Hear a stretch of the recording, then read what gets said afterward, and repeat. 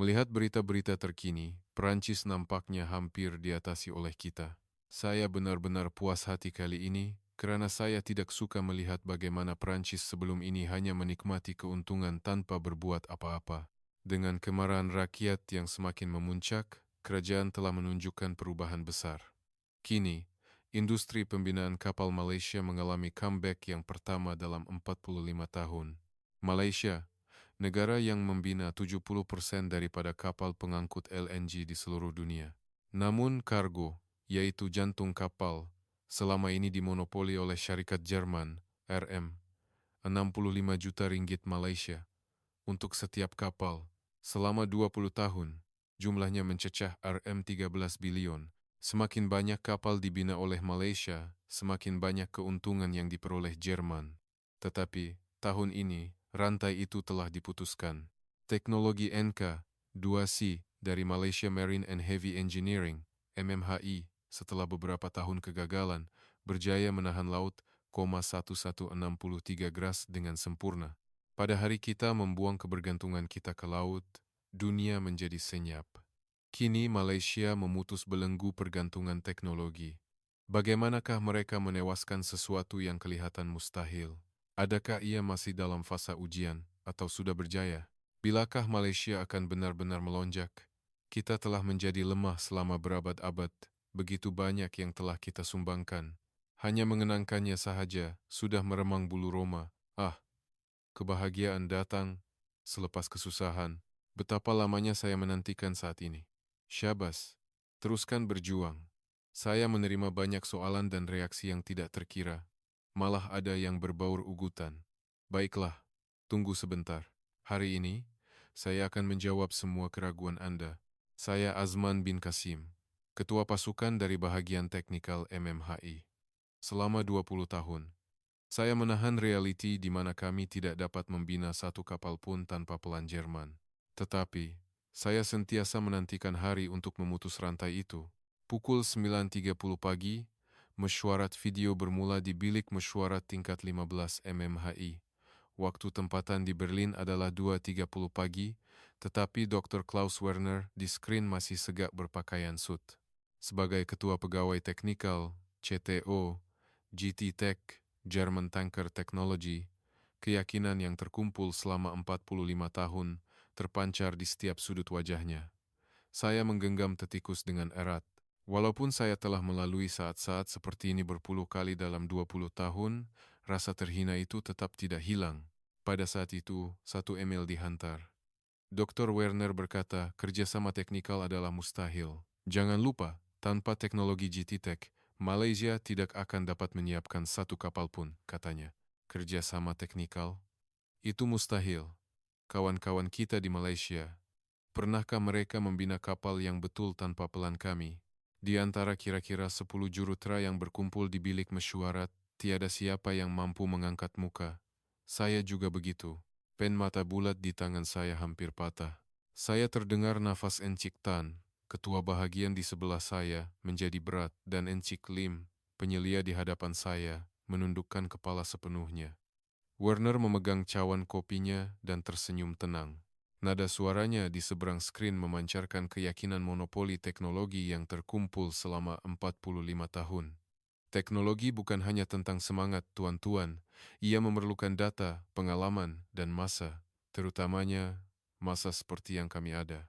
Malaysia adalah negara pembina kapal nomor 1 di dunia, membina 70% daripada kapal pengangkut LNG global, MMHE, Sapura Energy, dan Busted membina puluhan kapal gergasi yang merentasi lautan dunia setiap tahun.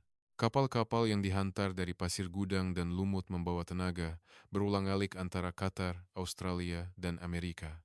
Namun, teknologi jantung kapal, yaitu tangki kargo, telah dipegang erat oleh GT Tech Jerman melalui paten selama 45 tahun.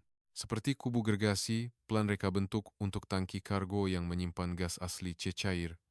Pada 163 Grace itu, jika tiada beberapa helai plan tersebut, tiada satu pun badan pensijilan global akan meluluskan kapal itu. Lloyd's Register, American Bureau, dan lain-lain terpaksa tunduk kepada mereka. Werner membelek dokumen perlahan-lahan dan berkata, tanda tangani kontrak, Rp65 juta untuk setiap kapal. Syaratnya sama seperti sebelum ini. Bunyi jarinya mengetuk kontrak melalui mikrofon terasa seperti ejekan kepada kami. Teknologi yang membolehkan mereka mendapat Rm65 juta hanya dengan beberapa helai pelan. Struktur yang memalukan di mana setiap kapal yang dibina Malaysia mengembangkan kekayaan Jerman. Kami memegang batang kimpalan dan melekatkan plat keluli, manakala mereka hanya melakar pelan dan memperoleh wang. Dalam 20 tahun ini, sejumlah Rm13 bilion telah mengalir ke Jerman. Tidak mengapa, Werner mengangkat bahu. Tanpa kami, kapal Anda hanyalah timbunan besi buruk. Di skrin mesyuarat video dia dilihat mengangkat gelas wine. Walaupun waktu awal pagi di sana karena perbezaan masa, dia minum dengan santai yang menambahkan lagi kemarahan. Apabila mesyuarat video tamat, saya menggenggam penumbuk saya kuat-kuat sehingga kuku mencengkam tapak tangan. Kami membina kapal, mereka ketawa. Adakah ini industri atau penjajahan? Rakan sekerja beransur pergi satu demi satu, tetapi saya seorang diri melihat keluar tingkap. Sebuah kapal pengangkut LNG kelihatan terapung di Selat Tebrau. Kapal yang kami kimpal dan pasang sendiri, tetapi teknologi teras di dalamnya masih milik orang lain. Sambil menyusun dokumen yang bertaburan di meja mesyuarat, saya berpikir. Di bahagian atas tertulis yuran teknologi. Tangki kargo Rm650 juta, yuran lesen Rm82.5 juta, yuran teknikal Rm49,5 juta. Polanya sentiasa sama.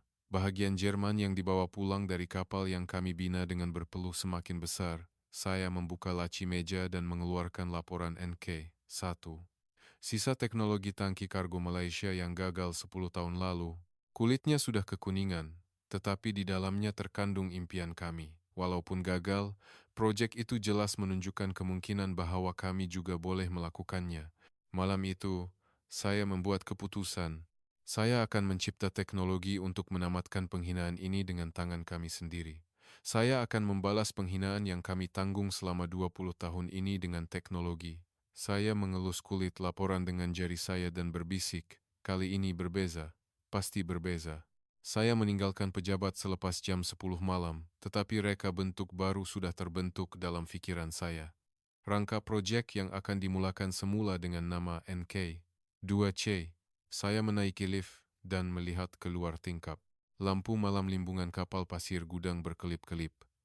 Saya rasa esok akan menjadi hari yang berbeza.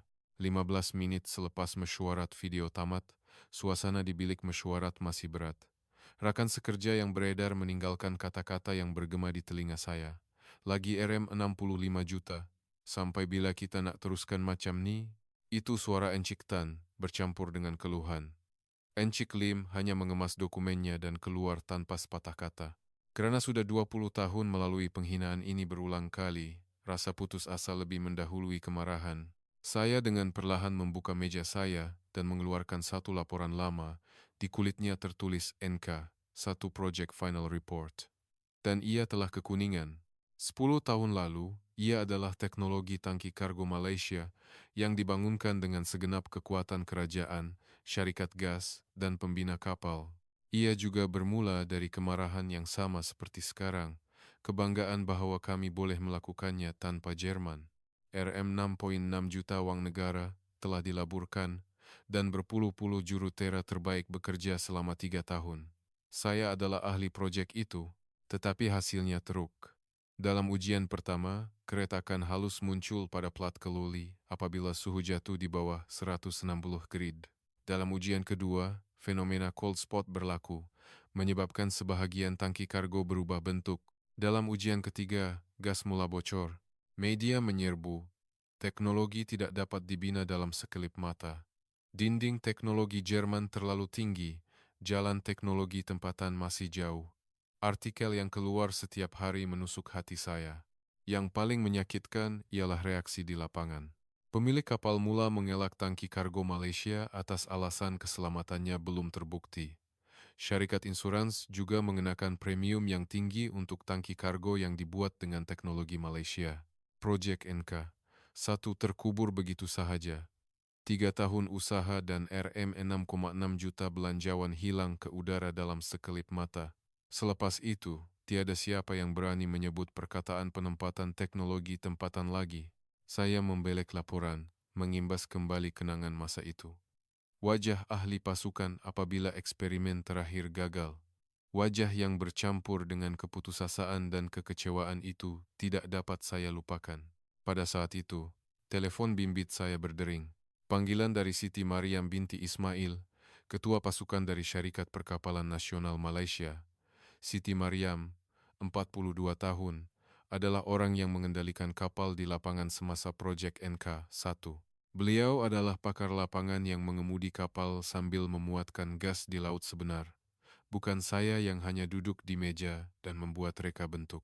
Ketua Pasukan Azman, bagaimana mesyuarat hari ini? Suara Siti Mariam menunjukkan kekecewaan, seolah-olah dia sudah tahu jawabannya. Jelas sekali. Mereka hanya menyuruh kami membayar Rm65 juta lagi, saya menjawab sambil mengeluh. Siti Mariam diam sebentar. Kemudian dia menyambung, Ketua Pasukan Azman, tetapi saya ada satu soalan. Adakah NK-1 benar-benar tamat? Adakah kegagalan itu benar-benar had teknologi? Atau adakah kita yang menyerah? Soalan Siti Mariam menusuk hati saya. Soalan yang saya coba elak daripada bertanya kepada diri sendiri selama 10 tahun. Adakah kegagalan NK-1 benar-benar kerana had teknikal atau kerana kita tidak cukup bertahan? Ketua Pasukan Siti Mariam, Anda pun berada di lapangan masa itu kan? Anda melihatnya sendiri kan? Ya, saya lihat, tapi... Suara Siti Mariam agak bergetar. Ketika gas bocor dalam ujian terakhir, saya berada di dalam kapal. Saya melihat termometer dan berpikir, kalau dapat bertahan sedikit lagi, kalau dapat bertahan sedikit lagi. Ada emosi yang terbuku dalam kata-katanya. Mungkin ada sesuatu yang kita terlepas pandang ketika itu. Bolehkah kita coba sekali lagi? Kali ini, bukan di atas meja, tetapi bermula dari laut. Cadangan Siti Mariam tidak dijangka. Orang yang paling ingat kesakitan kegagalan 10 tahun lalu, menyuruh untuk bermula sekali lagi. Ketua Pasukan Siti Mariam, tapi apa bezanya kali ini? Kita tak ada budget, dan kepercayaan orang pun tiada. Kepercayaan akan kita bina sendiri. Dan budget, Siti Mariam berhenti seketika. Bagaimana kalau kita lakukan secara tidak rasmi? Dengan nama NK2C, NK2C. Pada saat itu, saya rasa seperti kilat menyambar. Permulaan baru untuk mengatasi kegagalan NK1. Baiklah, saya menjawab dengan tegas. Tapi kali ini ada syarat, kita akan teruskan sehingga akhir. Walaupun gagal, jangan putus asa di tengah jalan. Saya janji. Kali ini, kita tidak akan berhenti sehingga laut mengakuinya. Selepas menamatkan panggilan, saya membuka semula laporan NK1, mencari petunjuk harapan di antara data kegagalan. Pasti ada bahagian yang kami terlepas pandang, hanya kerana Jerman telah memonopoli teknologi itu selama 45 tahun. Tidak bermakna kami tidak akan dapat mengejarnya selama-lamanya. Di luar tingkap, kelihatan kapal pengangkut LNG terapung di Selat Tebrau. Saya rasa seolah-olah esok, salah satu daripada kapal itu mungkin akan mengandungi teknologi kami. Ia masih seperti mimpi, tetapi tiada realiti yang bermula tanpa mimpi. Seminggu berlalu, selepas panggilan dengan Siti Mariam, pukul 2 pagi, lampu masih menyala di tingkat 7, Menara Penyelidikan MMHE. Secara rasmi, kami kelihatan sedang menjalankan proyek lain. Tetapi sebenarnya 7 jurutera sedang mengerjakan kerja yang sama sekali berbeza. Mereka semua adalah peserta proyek NK. 1. Khairul Anwar, Ketua Penyelidik, berdiri di hadapan papan putih sambil memegang pemadam. Saya rasa kita perlu padamkan semua reka bentuk konvensional, katanya. Betul, saya mengangguk. Kali ini, kita mesti bermula dari penciptaan, bukan pinjaman. Konsep reka bentuk NK. Satu di papan putih dipadamkan satu demi satu. Ia seperti upacara membersihkan sepenuhnya kesan kegagalan 10 tahun lalu. Siti Maria membuka pintu makmal dan masuk. Di tangannya, dia membawa pembawa yang mengandungi 7 cawan kopi. Maaf datang lewat. Tapi janji tetap janji. Ketua Pasukan Siti Mariam sudah tiba. Kalau begitu, mari kita mulakan dengan serius. Kami duduk dalam bulatan dan memulakan mesyuarat pertama NK2C. Proyek istimewa yang dijalankan secara rahasia di peringkat syarikat.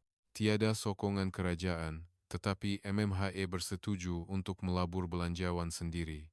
Pertama, mari kita susun semula punca kegagalan NK. 1, kata Siti Mariam sambil membuka komputer riba. Keretakan pada plat keluli pada 163 degree, fenomena cold spot, dan kebocoran gas. Ini adalah 3 masalah utama. Khairul Anwar mengangkat tangan. Tapi bagaimana GT Tech Jerman menyelesaikan masalah ini? Itulah bahagian yang perlu kita bongkar, kata saya sambil mengetuk pen. Walaupun kita lihat dokumen paten GT Tech, teknologi teras tidak didedahkan, tetapi kita akan mendekatinya dengan cara kita sendiri. Dalam 3 jam berikutnya, kami menyusun konsep reka bentuk baru, struktur inovatif yang menambah bahan perantara pada penghalang sekunder, bukan hanya struktur dinding berganda yang ringkas. Secara teori, ia kelihatan mungkin, kata Li Chiwei, penyelidik, sambil mengetuk kalkulator. Tetapi kita tidak akan tahu sehingga kita mengujinya secara praktikal. Siti Maria mengangguk. Sebab itu saya sudah siapkan kapal ujian. Walaupun kecil, ia adalah kapal yang benar-benar boleh memuatkan LNG. Betulkah? Semua bertanya serentak. Ya, saya ubah sesuai kapal latihan syarikat perkapalan nasional yang akan dilupuskan. Ia sepatutnya mencukupi untuk ujian peringkat syarikat. Pada saat itu, mata semua bersinar. Ini bermakna, bukannya berakhir hanya dengan teori, kami boleh mengujinya di laut sebenar. Keesokan harinya, kerja sebenar bermula. Pada waktu siang, setiap orang menjalankan tugas masing-masing, dan pada waktu malam, mereka menumpukan perhatian pada reka bentuk NK2C. Pada hujung minggu, mereka pergi ke limbungan ujian di pasir gudang dan melakukan kerja kimpalan sendiri. 7 orang bergilir-gilir, bekerja 24 jam sehari dalam penyelidikan. Seluruh proses ini dijalankan secara rahasia yang ketat. Jabatan lain, malah pesaing, tidak tahu sama sekali. Lebih-lebih lagi, GT Tech Jerman tidak menyadari sama sekali bahwa perkara ini berlaku di Malaysia. Ujian suhu ultra rendah pertama gagal. Getaran halus berlaku pada 150 derajat Celcius. Ujian kedua juga gagal. Variasi suhu lebih besar daripada yang dijangka. Pada ujian ke-10, sedikit demi sedikit harapan mula kelihatan. Tiada keretakan berlaku, tetapi prestasi penebat gas masih kurang. 6 bulan berlalu, setahun berlalu, kami terus menambah baik sedikit demi sedikit sambil mengulangi ratusan ujian. Pada ujian ke-20, Khairul Anwar menjerit. Suhu stabil, 163 Grace T dikekalkan selama 2 jam, tetapi masih terlalu awal untuk bergembira. Ujian kebocoran gas masih menanti. 18 bulan kemudian, detik penentuan akhirnya tiba. Kami menyuntik gas pada ujian ke-30. Graf tekanan muncul di skrin monitor. Pada mulanya ia kelihatan stabil, tetapi selepas 1 jam, turun naik halus bermula, tekanan menurun. Kata Li Chiwei dengan suara tegang. Masih oke. Dalam jumlah toleransi, Siti Mariam memeriksa data dengan tenang. 2 jam berlalu, 3 jam berlalu, graf masih stabil. Sudah 5 jam. Tiada kebocoran lagi, kata Khairul dengan teruja. Pada saat itu saya berkata dengan tenang, baru separuh. Ujian sebenar mesti dilakukan di laut.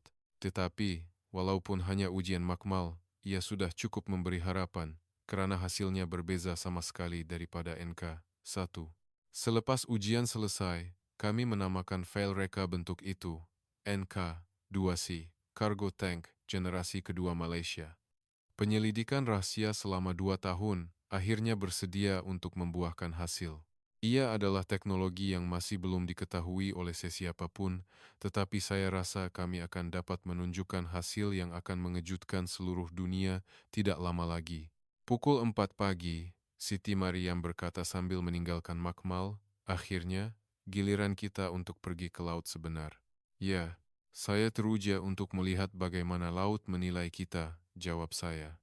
Kapal ujian terapung di laut pasir gudang kelihatan. Ia adalah kapal kecil, tetapi bagi kami, ia adalah pentas untuk merealisasikan impian. Setelah 2 tahun persediaan, tiba masanya untuk berjuang di laut sebenar. Namun, pada saat itu, tanpa kami sadari, Sesuatu yang luar biasa sedang berlaku di ibu pejabat GT Tech di Berlin. Seorang petugas maklumat tergesa-gesa masuk ke pejabat Dr. Klaus Werner dan menyerahkan laporan.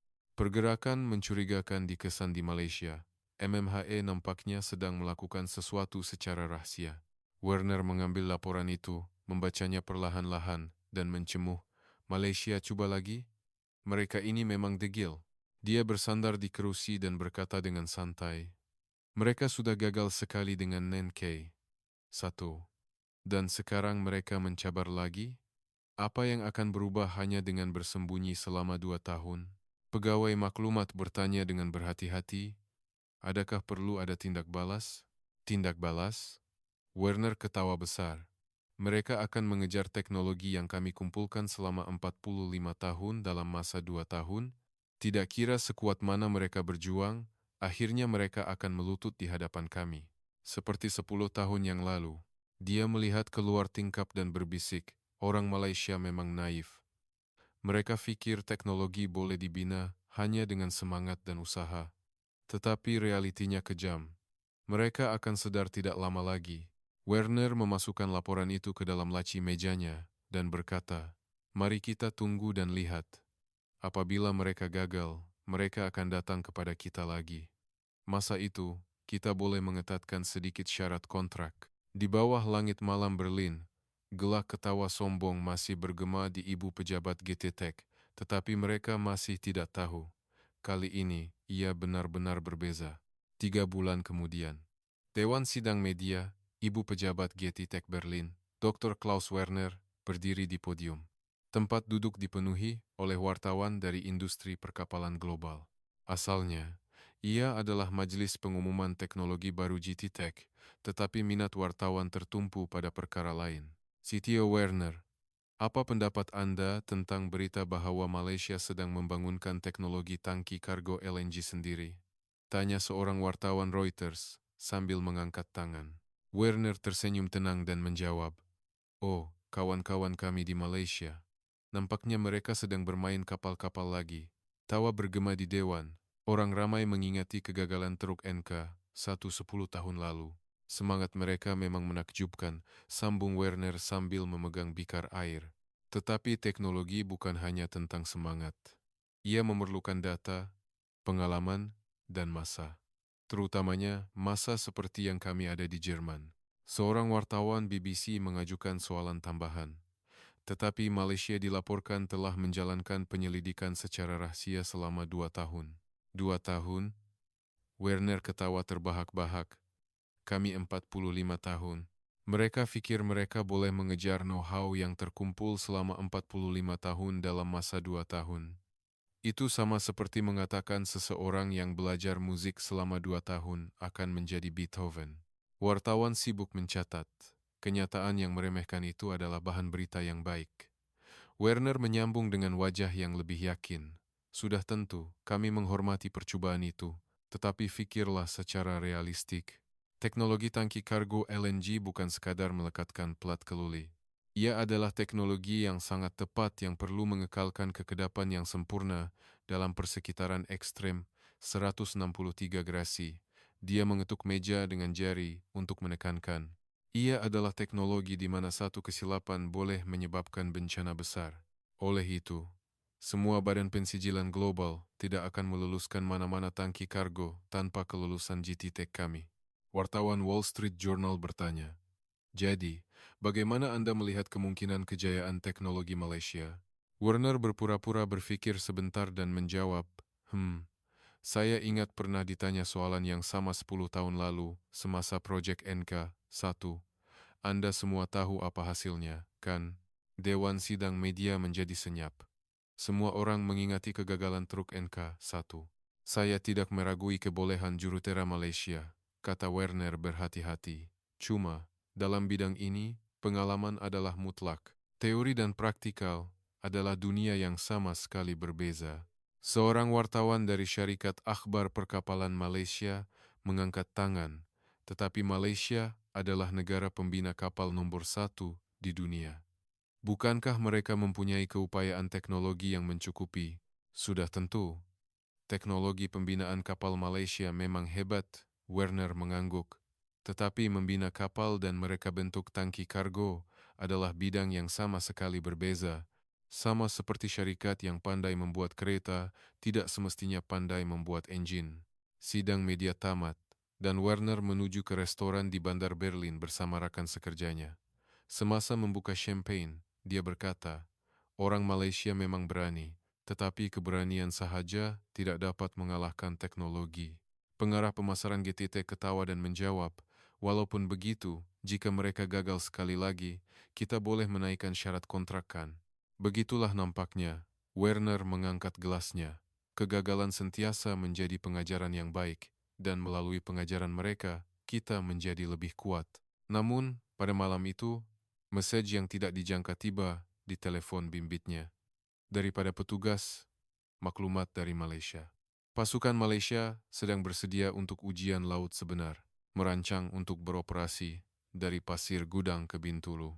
Werner terdiam seketika. Ini bermakna mereka akan menguji bukan sahaja di Makmal, tetapi di lautan luas yang sebenar. Tak mungkin, bisiknya. Mereka benar-benar akan melakukannya, tetapi dia segera menggeleng. Jika mereka gagal di laut, ia akan menjadi bukti yang lebih kukuh. Dia memadamkan mesej itu dan tidur, namun dia sukar melelapkan mata malam itu. Firasat yang tidak menyenangkan terlintas di pikirannya. Jauh di Malaysia, pasukan NK-2C sedang membuat persiapan terakhir. Kapal ujian yang berlabuh di pelabuhan Pasir Gudang mengandungi hasil penyelidikan selama 2 tahun. Siti Mariam sedang memeriksa pelan pelayaran di bilik kapten. Dan saya baru selesai pemeriksaan akhir tangki kargo. Esok, kita akan mencari jawaban kepada keangkuhan Jerman di laut, kata saya perlahan. Siapa yang akan ketawa? Laut kelihatan tenang, tetapi esok akan menjadi hari di mana segala-galanya mungkin berubah.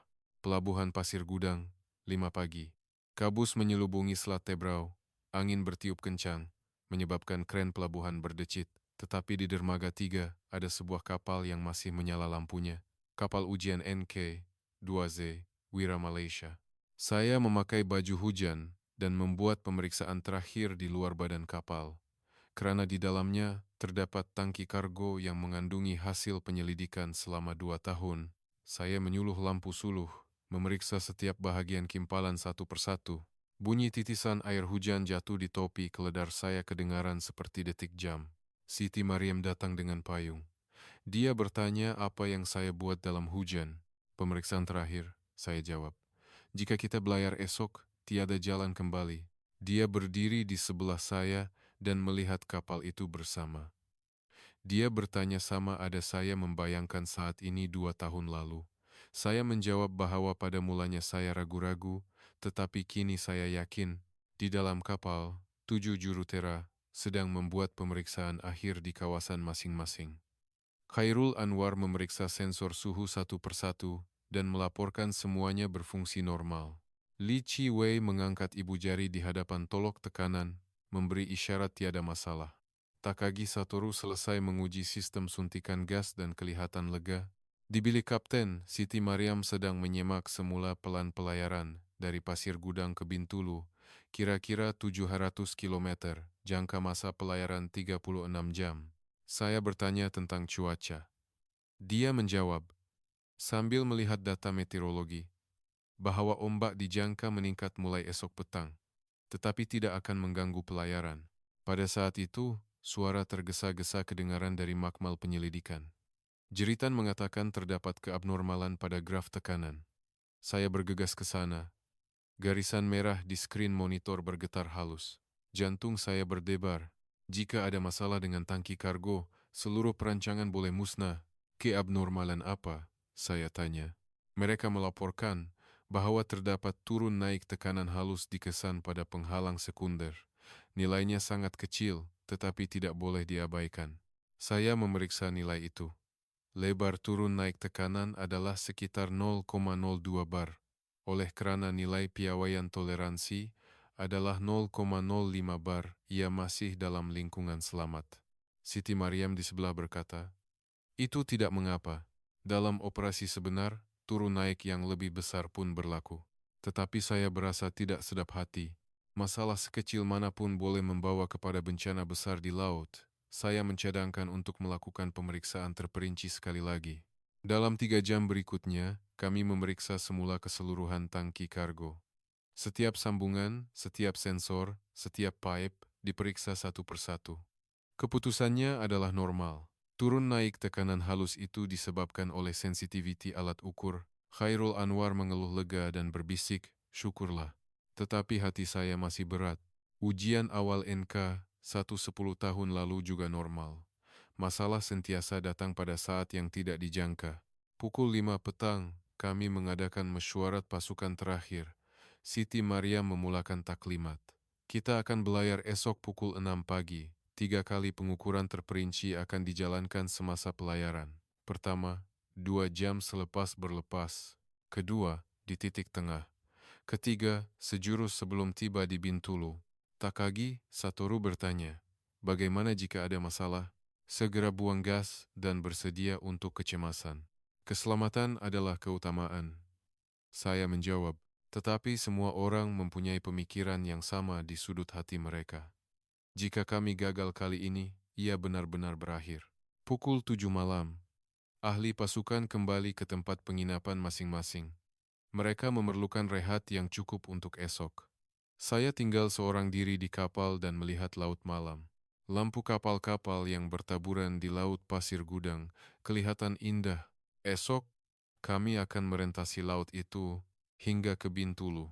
Saya berbisik kepada diri sendiri, mampukah kita mengatasi kegagalan NK 1 dan penghinaan 20 tahun?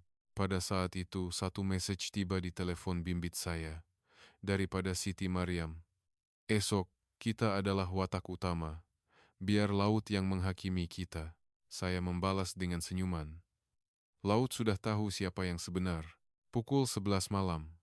Saya melihat ke dalam tangki kargo buat kali terakhir. Dinding dalaman yang berkilauan perak kelihatan seperti cermin.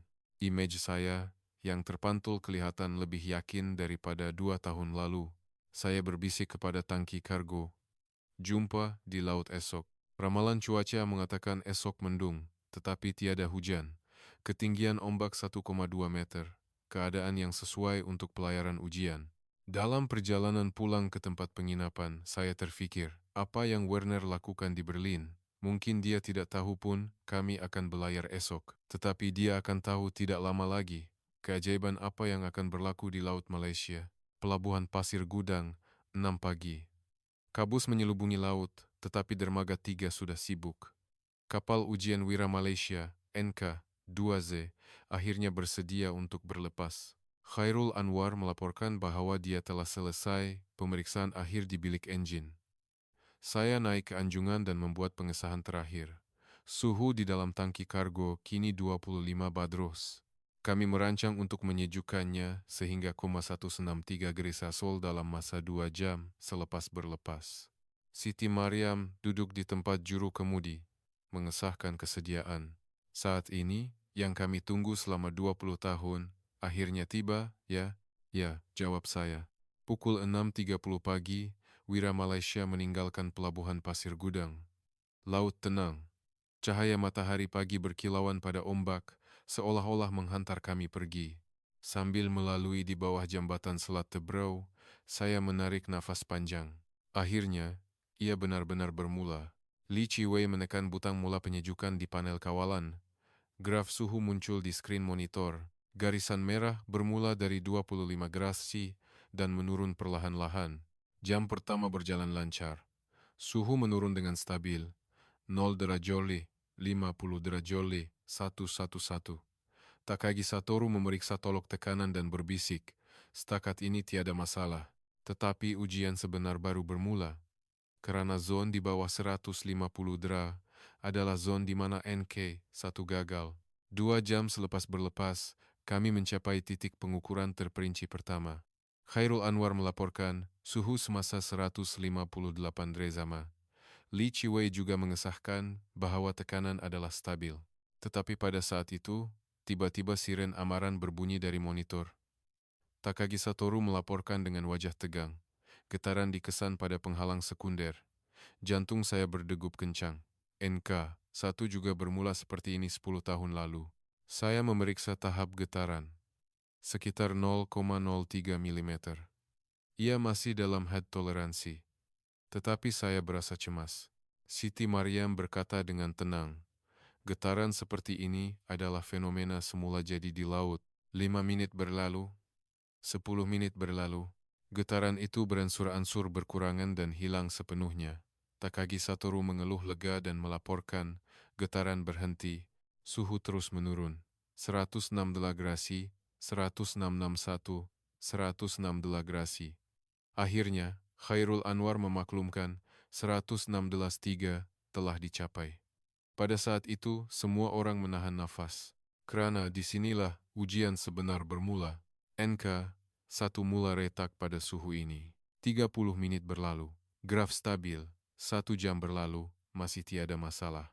Li Chiwei melaporkan dengan teruja, kadar pengekalan tekanan 100%. Tiada kebocoran sama sekali. Tetapi saya masih belum berasa lega. NK1 juga oke selama 2 jam pertama. Masalah sentiasa datang pada saat yang tidak dijangka. Pukul 12 tengah hari. Titik pengukuran terperinci kedua tiba. Kami berada di tengah-tengah Laut Cina Selatan. Hanya beberapa bot nelayan yang kelihatan di sekeliling. Khairul Anwar melaporkan 163 gresere dikekalkan selama 6 jam. Takagi Satoru juga mengesahkan bahwa semua sensor berfungsi normal. Pada saat itu, ombak tiba-tiba mula meningkat. Cuaca berubah lebih cepat daripada ramalan. Kapal bergoyang kuat, dan kejutan yang tidak dijangka dikenakan pada tangki kargo. Li Chiwei memaklumkan bahwa turun naik tekanan berlaku akibat goyangan. Graf di skrin monitor berayun ke atas dan ke bawah, tetapi tidak melebihi nilai piawaian. Saya menjerit, tidak mengapa. Ia dalam lingkungan reka bentuk. Siti Maryam mengemudi kapal dengan mahir di tempat juru kemudi. Dia mengendalikan kapal, tidak melawan ombak, tetapi menungganginya. Dia berbisik, jika ia stabil walaupun dalam keadaan seperti ini, ia memang dibina dengan baik. Pukul 3 petang. Ombak kembali tenang. 106 derajat dikekalkan selama 9 jam. Ini jauh melebihi masa kegagalan NK1, Khairul Anwar kagum. Tidak boleh dipercayai. Nampaknya kita benar-benar berjaya. Tetapi saya masih tidak yakin. Saya tidak akan berasa lega sehingga kami tiba di Bintulu. Pukul 6 petang. Bintulu kelihatan di ufuk. Siti Maryam memaklumkan, tinggal 1 jam lagi ke Bintulu. Tiba masa pengukuran terperinci ketiga. 12 jam dalam ujian. Khairul Anwar melaporkan, suhu dikekalkan tepat pada 163,0 derajat. Li Chiwei berkata dengan teruja, turun naik tekanan 0,001 bar, hampir sifar. Takagi Satoru menjerit sambil menggenggam penumbuk, kadar kekedapan 100%. Tiada kebocoran setitik pun. Pada saat itu semua orang bersorak, jeritan kami benar-benar berjaya, memenuhi anjungan. Saya melihat monitor tangki kargo dan berbisik, maafkan saya, NK1. Kini impian awak telah kami tunaikan. Pukul 7.30 malam. Wira Malaysia tiba di Bintulu. Selama 13 jam 30 menit, ia menunjukkan prestasi yang sempurna pada 163 grasi. Kebocoran sifar. Turun naik tekanan minimum. Suhu stabil. Di pelabuhan, wakil industri perkapalan yang menunggu kami bertepuk tangan. Wartawan yang mendengar berita itu turut berkumpul. Siti Maria menepuk bahu saya. Kita berjaya. Kita benar-benar berjaya. Saya melihat laut dan berkata, pada hari itu, laut tunduk kepada kita. Data dihantar ke Pusat Kawalan Darat dalam masa nyata. Kebocoran 0,000% turun naik suhu 0,0001 derajat. Ia adalah prestasi yang standing, malah lebih baik daripada teknologi GT Tech Jerman. Pada saat itu, jauh di Berlin, Werner menerima berita kecemasan. Dia berbisik, perkataan mustahil telah dipadamkan oleh Malaysia. Tetapi kami tidak tahu fakta itu. Kami hanya tenggelam dalam kegembiraan bahwa impian telah menjadi kenyataan. Detik di mana penghinaan 20 tahun akhirnya berakhir. 6 jam selepas berita kejayaan di Bintulu tersebar, industri perkapalan dunia terbalik. Saya duduk di hadapan telepon antara bangsa yang berdering tanpa henti di lobi Hotel Bintulu. Bunyi deringan telepon berturut-turut dari London, Singapura, dan Houston kedengaran seperti fanfare kemenangan. Wakil Lloyd's Register meminta pengesahan semula dengan suara tidak percaya mengenai prestasi sempurna selama 13 jam 30 menit itu. Saya menjelaskan bahwa semua data telah direkodkan dalam masa nyata dan memberitahu niat kami untuk meneruskan prosedur pensijilan rasmi. Siti Maria menghampiri saya sambil membawa tablet. Di skrinnya, berita tergempar dari media utama dunia dikemas kini dalam masa nyata. CNN menyiarkan berita tergempar dengan tajuk Malaysia meruntuhkan dinding teknologi LNG monopoli Jerman 45 tahun. BBC melaporkan pencapaian Malaysia sebagai sesuatu yang mustahil dilakukan oleh MMHE. Reuters menilai ini bukan sekadar pencapaian kejuruteraan, tetapi deklarasi kemerdekaan teknologi. Wall Street Journal menganalisisnya sebagai mengumumkan perubahan tektonik dalam pasaran LNG global. Melihat skrin, saya masih tidak percaya. Kami benar-benar menembusi teknologi yang merupakan wilayah tidak boleh diceroboh selama 45 tahun. Saya menerima panggilan daripada eksekutif teknikal syarikat perkapalan kebangsaan Qatar. Beliau ingin bertemu di Doha minggu depan untuk membincangkan penggunaan teknologi NK2C. Qatar, pengekspor LNG terbesar di dunia, menunjukkan minat terhadap teknologi Malaysia. Saya menyadari perubahan mendadak dalam situasi ini. Industri pembinaan kapal Malaysia juga gempar. Permintaan lesen untuk teknologi NK2C mula masuk berturut-turut dari Sapura Energy dan lain-lain. Syarikat pesaing kini memerlukan teknologi kami. Pukul 4 petang, mesyuarat video kecemasan diadakan dengan Ibu Pejabat MMHE di Kuala Lumpur. Pengerusi mengucapkan tahniah atas usaha keras kami, tetapi menekankan bahwa ini baru permulaan sebenar. Beliau menyatakan bahwa pensijilan rasmi hanya menunggu masa, jadi pelan masa depan adalah lebih penting. Komersialisasi NK2C muncul di skrin bilik mesyuarat. Eksekutif teknikal menjelaskan rancangan untuk syarikat pembinaan kapal Malaysia bersama-sama menerima pakai NK2C sebagai teknologi standar dan menawarkan lesen kepada limbungan kapal asing. Saya berpikir sebentar. Ini bermakna kami akan berada dalam kedudukan yang sama dengan Jerman. Tetapi kami mendengar penjelasan bahwa kami tidak akan memonopoli seperti GT Tech, sebaliknya berkongsi teknologi pada harga yang berpatutan. Pada saat itu, mesej istimewa tiba di telepon bimbit saya. Pengirimnya ialah Werner, kandungannya. Tahniah atas kejayaan Malaysia. Saya ingin berbincang mengenai kerjasama teknikal. Saya menunjukkan mesej itu kepada Siti Mariam, dan dia juga menunjukkan wajah terkejut. Kedudukan telah berbalik sepenuhnya. Malam itu, taklimat kecemasan diadakan di Kementerian Perdagangan Antarabangsa dan Industri, MITI, di Kuala Lumpur. Menteri mengumumkan bahwa Malaysia telah mencapai kedaulatan penuh dalam teknologi tangki kargo LNG. Beliau menekankan bahwa kini kami boleh melaksanakan semua proses dari reka bentuk hingga pembinaan secara bebas. Apabila wartawan bertanya tentang kesan ekonomi, beliau menjawab bahwa kami menjangkakan penjimatan penggantian import sekurang-kurangnya RM16M5 bilion setahun dan kesan ekspor RM33 bilion. Mengenai tindak balas Jerman, beliau menjelaskan bahwa tiada pendirian rasmi lagi, tetapi cadangan kerjasama teknikal telah diterima. Keesokan paginya, mesyuarat lembaga kecemasan diadakan di Ibu Pejabat GT Tech Berlin. Apabila Werner memasuki bilik mesyuarat, suasana menjadi dingin. Seorang ahli lembaga berkata dengan sinis, monopoli 45 tahun runtuh dalam sehari. Werner coba membela diri bahwa ini adalah sesuatu yang tidak dijangka, tetapi dia menerima kritikan bahwa terdapat maklumat tentangnya sejak 2 tahun lalu. CEO memarahi, hentikan pembelaan dan buat langkah balas. 60% daripada jualan syarikat datang dari teknologi LNG. Apa yang Anda akan lakukan sekarang? Bilik mesyuarat menjadi senyap. Semua orang menyadari hakikat bahwa era monopoli yang dinikmati selama 45 tahun telah berakhir. Sementara itu, di Limbungan Pasir Gudang, sejarah baru bermula. Di papan putih bilik reka bentuk terdapat perkataan baru. Project NK3, menuju teknologi lebih dalam daripada laut.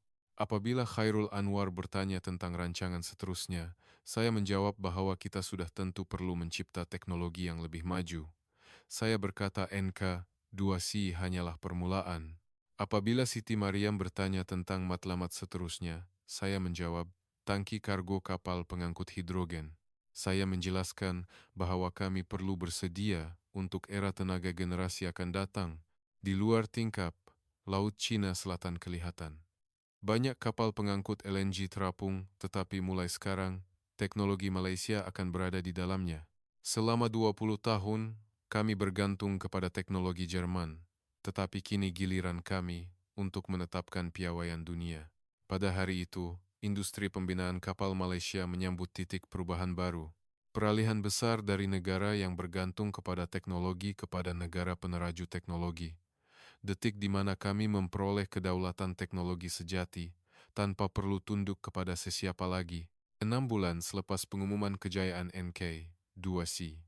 Pagi di limbungan pasir gudang, berjalan di koridor menara reka bentuk, saya melihat pemandangan yang telah berubah. Bingkai gambar di dinding telah bertukar.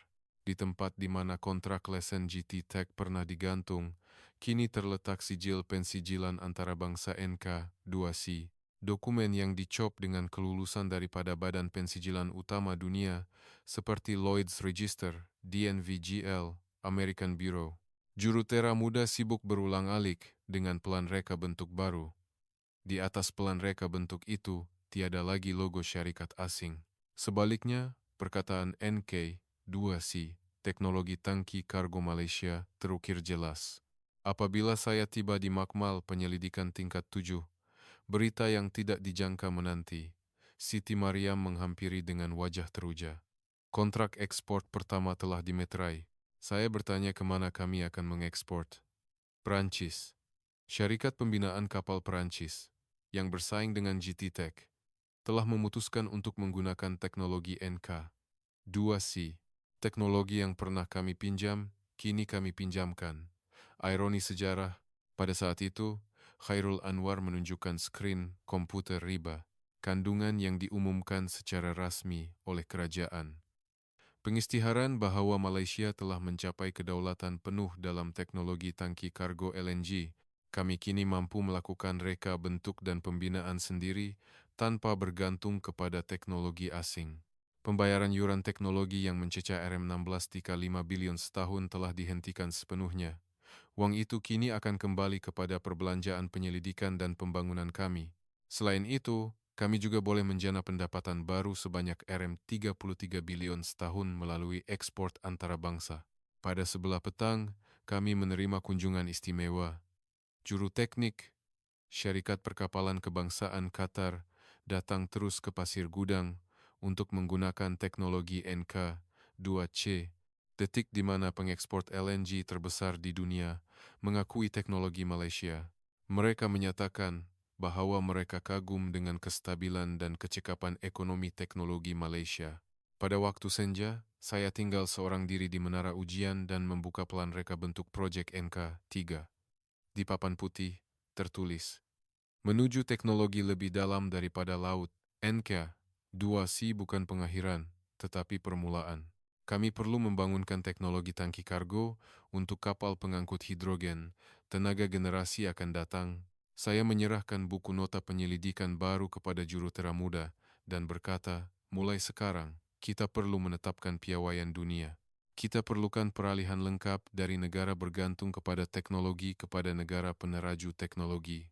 Di luar tingkap, Laut Bintulu kelihatan. Kapal NK-2CO yang baru sedang berlayar. Kali ini bukan pelayaran ujian, tetapi pelayaran komersial.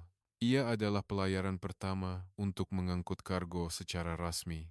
Siti Maria memaklumkan bahwa dia telah selesai persediaan pelayaran di bilik kapten. Pelayaran ini, dari Pasir Gudang ke Qatar, akan menjadi detik bersejarah di mana tangki kargo yang dibuat dengan teknologi Malaysia akan merentasi lautan buat kali pertama. Saya melihat kapal itu dari jeti dan berpikir, laut pasti sudah tahu siapa pemilik sebenar teknologi itu. Slogan yang terukir di sisi badan kapal berkilauan dalam cahaya matahari terbenam. Dibina oleh Malaysia, digerakkan oleh kebanggaan. Sebuah ayat yang mengandungi hati semua jurutera yang menanggung penghinaan selama 20 tahun. Sementara itu, di Berlin, Werner sedang menulis surat peletakan jawatan. Dengan berakhirnya monopoli 45 tahun, eranya juga akan berakhir. Nilai saham GT Tech telah jatuh 30% sejak kemunculan teknologi Malaysia, dan tuntutan accountability daripada lembaga pengarah semakin memuncak. Tetapi bagi kami, ini adalah permulaan baru. Di laut, enjin kapal baru mula berputar. Saya melihat kapal itu meninggalkan pelabuhan dan membisikkan monolog terakhir saya. Selama 20 tahun, kami menanggung realiti di mana kami tidak dapat membina satu kapal pun tanpa pelan Jerman. Akhirnya, hari untuk memotong rantai itu telah tiba. Selepas kegagalan dan kekecewaan NK-1 dan penyelidikan semalaman selama beratus-ratus malam, kami berjaya. Kini, setiap kapal pengangkut LNG yang keluar dari limbungan kapal Malaysia akan mengandungi teknologi kami. Nama kami akan terukir pada pelan reka bentuk, bukan nama syarikat asing, dan yuran teknologi akan kembali kepada kami.